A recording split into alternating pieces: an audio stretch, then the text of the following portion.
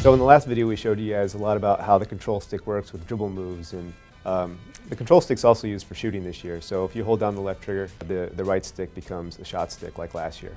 There's an option to flip that, but we really encourage all you guys just to try out the control stick the way that it's set up default in the game right now. Once you master it, it really is just a way better way to play the game. On offense, when you're getting crowded, you can push the control stick away from the defender if you wanted to protect that ball. Same thing Kobe would do in real life. If you push the control stick towards the defender, you can kind of give the defender a little nudge, create that space, something that Paul Pierce would normally do in game. There's a bunch of things that people really didn't like with 2K12. Speed was one thing.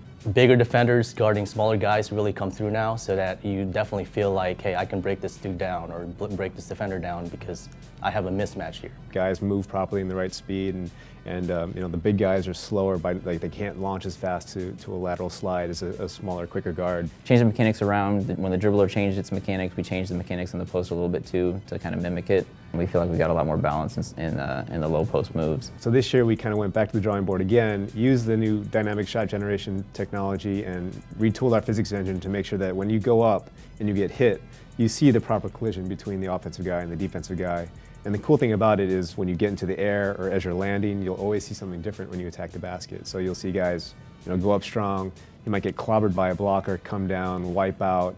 You'll see a lot more contact dunks, a lot more falls, a lot more cool stuff, you know, in the air. You know, if it's a really hard hit, he'll grab his head like, oh, he's hurt, or he'll grab his limb. He might get, you know, he'll be out of the play for a little bit.